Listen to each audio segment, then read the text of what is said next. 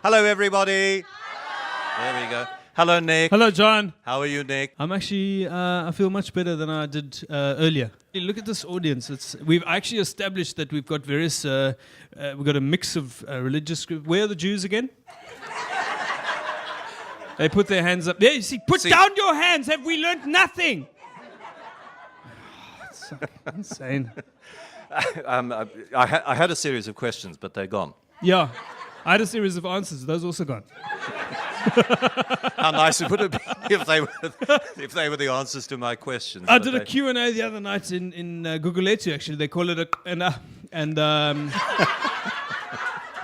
they'll laugh at anything, these people. This woman said she's a waterslumps, and the other one said she's not, and then... So it's very hard to ascertain. Why is he Dookie? In the car. Okay, that's like that woman who was working at ShopRite. Remember they put that sign up, John, in Bloberg Strand ShopRite that said you must bring your teeth to work. Remember that? Yes. And then someone was called into management, into the office, and they were like, Griselda, where are your teeth? And she was like, no, I brought them to work, but I left them... No, I left them to Lamese. Just before I came from there to here, I got an SMS from somebody saying, please, will you ask Nick? I by the way, I wonder if I'm allowed to say this. I'm doing an audiobook for Rian Mansa, his book about his trip around Africa on a bicycle. I've started recording the audiobook of that. And I got an SMS from somebody saying, would you do the audiobook for Helen Ziller's autobiography? Said, I must ask you that. Yes, absolutely, John. You'd make a lot of money. Yeah, I mean, it's not a very good Helen impression, but I think I can get by. Helen during the last election, Musi, just go to Pep and get us a pair of blue overalls and then tell them to go away in their own language. So my next question was, you did a gig for school teachers today. That's right. I got another SMS. See, I know all these things. You know all these things? Yeah, yes. A group of Jewish school teachers. And I think they teach at Herzliya, so they're probably the most stressed teachers in the country. Why would that be? Well, and the ADHD is at levels, it's ADH triple D.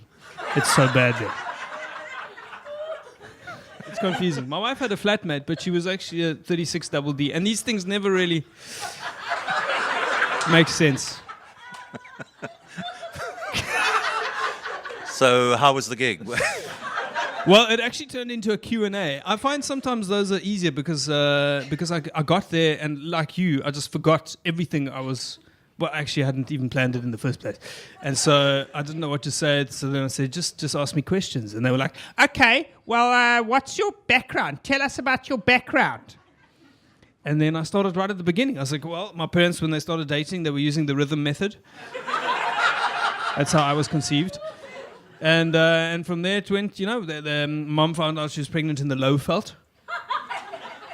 Someone was like, what's the low felt? I was like, well, it's like the high felt, but the grass is lower on the low felt, and the people smoke more of it. Smoke. It's an interesting way of smoking, where you actually smoke it out of a snorkel. Smoking. And so they end up higher than the people on the high felt. And they're like, okay, we don't understand. But anyway, and then we got to my birth. And, I was born in the stable in Constantia. It was actually, people don't believe me, it was actually a converted stable. Yeah. Which makes me one of only 2 Jewish boys in the last 2005 years. But you've lasted longer. Yeah. Have I? Yes, 40. 7 years. Yeah. Seven Was years. He 33? Yep. Well, 40 is the new 33, so that kind of makes sense. But he also went into his dad's business, and I didn't because pottery. My dad was a potter. Jaime, yes. Yeah. He actually was an accountant until he was 40. And then I discovered recently he gave it up because it gave him a rash. Accountancy? Yeah. Oh, okay. Yeah. So he went into pottery, and then he really started raking it in. Those potters, eh? But all he could afford was a stable. Yeah. No, in fact, he moved out of the stable at one point in the late 60s. He couldn't afford the stable anymore, so he slept in his kiln for 6 months. You're joking. Not joking, no. Got pretty warm in there, but he left the door open. What happened was the day he died, I went there for lunch and I found this huge wad of cash in his jacket. And then he died later that evening. And then when after You have anything to do with it? After they, no, he'd sold the pot, and that makes it sound like anyway it wasn't. And then they took him away, and I realized the jacket had gone with him. The undertakers had taken everything, like including in the jacket. And then I told my mom, and she was like, "You know what? Your father has just passed away. This is not the time. I think we just need to take a moment, and I think what we should do is call them and tell them to come back immediately." But I don't want to give the whole story away. No, of course you don't. This show, Fortyfied, it's inspired by turning 40. Well, kind of. I mean, I always think of titles before I have any clue of what the show is actually going to be about. But I thought, when I'm turning 40, I may as well do something to do with that. But in the end, that's only probably 10% of the show. What's the other 70%? Other stuff. You have to manage people's expectations, don't you find? Well, manage them is different from dashing them completely, which it sounds like you're doing. Yeah, probably. Do you know what the worst joke in the world No. ever? What? What's the difference between a buffalo and a bison?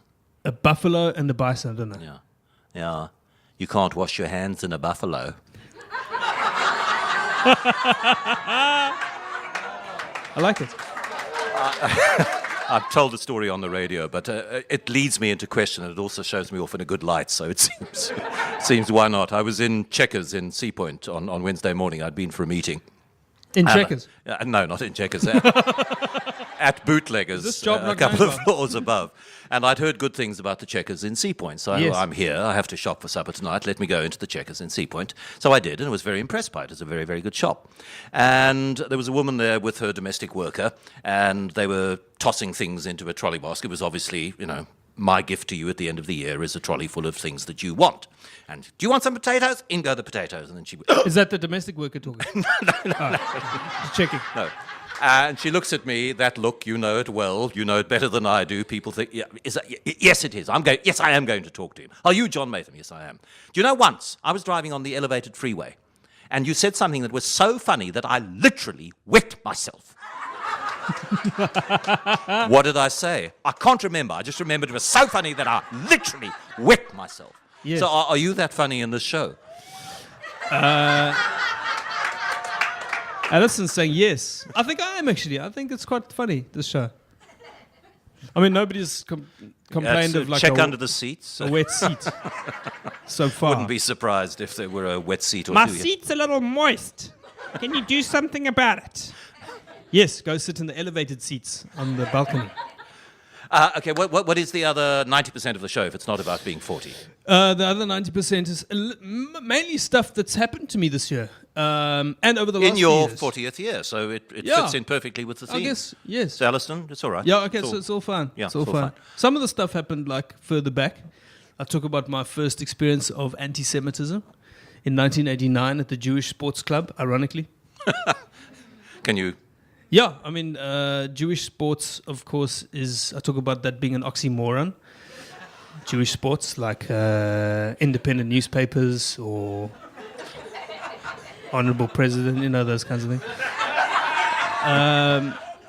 And because, I don't want to give the story away, but basically it was ironic because when I was at the Waldorf school, as the only Jewish kid in the school, there was never any experience of anti-Semitism. And I think that was because no one knew I was Jewish, including me. And then what happened was my parents sat me down when I was 12 and they said, "Boy, we've got something to tell you." And I said, "Oh my God, I'm gay." And they said, "No, you're Jewish." And it was deeply shocking. Like there was no evidence. There were no clues. We had smallish noses. We weren't financially well off.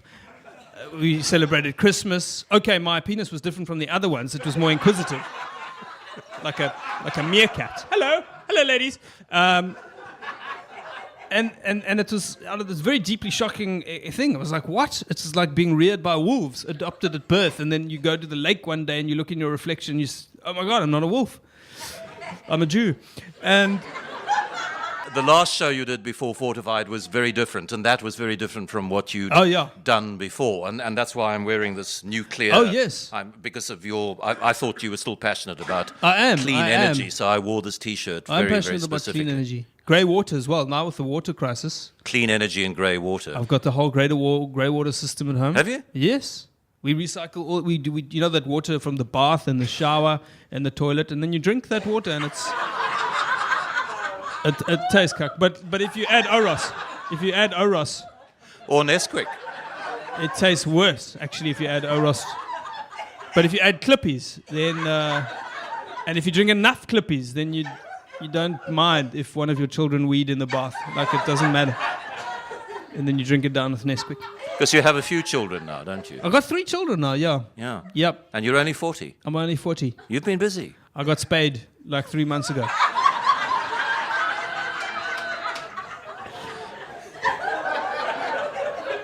Did you didn't. watch?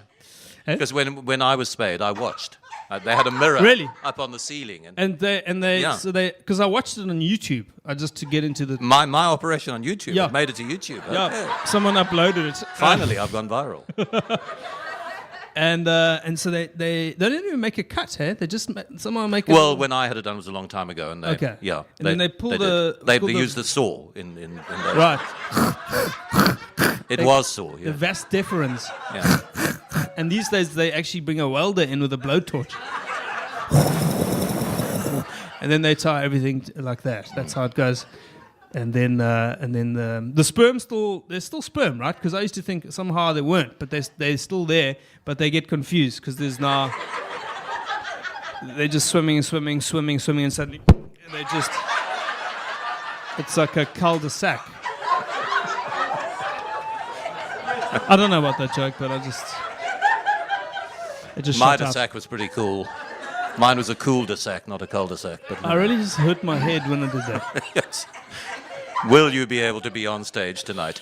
So you didn't answer my question. Oh, sorry. What was the question? I can't remember, but yeah, Yeah. I know that you didn't answer it. It was about, Oh, what else is the show about? No. No, well, that was a question. nuclear, That's green. another one you didn't answer. Clean energy. Clean energy. Yes, so we did the power struggle in April, and it was an interesting experience because I think some people really connected with it and other people really didn't. So it was kind of, it had a bit of a niche audience. And this show is kind of a return to a more straight stand-up kind of vibe.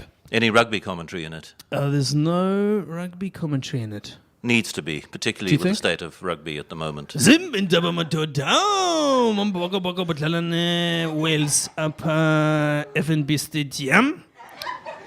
Oh, Nangumone State. You know, I always listen to the Channel 3 on the DSTV because that guy knows all the Afrikaans players' middle names. Nangumone Steen, Mone Francois Gerard des Liebenberg van Seilsteen.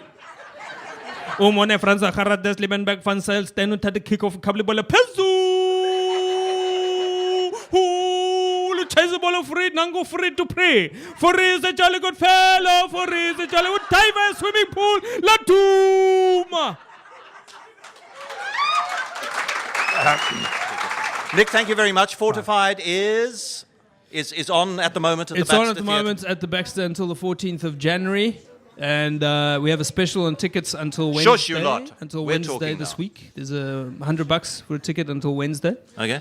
And there's a New Year's Eve show as well, which is actually, it's like a late show. It's like a 10 o'clock show, 11 o'clock show. You come out just before New Year's and everybody comes out. And then there's a band in the foyer. The sound is normally bad, but this year hopefully it'll be good. And then Alistair Isabel and the what's it? Capsa Joel, they're there. Peter Durkheis is there. He's 70, but he's still going strong. He does a bit of a dance. And we all say hello. Evita's not there. And then it's good, especially if you don't know what the hell to do for New Year's. And you like to go to bed early. Then just stay. It keeps you up. You sit in the front row. I'll wake you up. Okay, I'm talking to you, not everybody. We've got 50 seconds of Nick's choice of song. Nik Rabinowitz, lovely to have had you here Thank you, with John. us. Thank you for having me. Fortyfied is the show. Go and see it. Thank you all very, very much for coming. Stay a little while and wind down Salamat. a little bit more with us. Shukran. Mazel tov.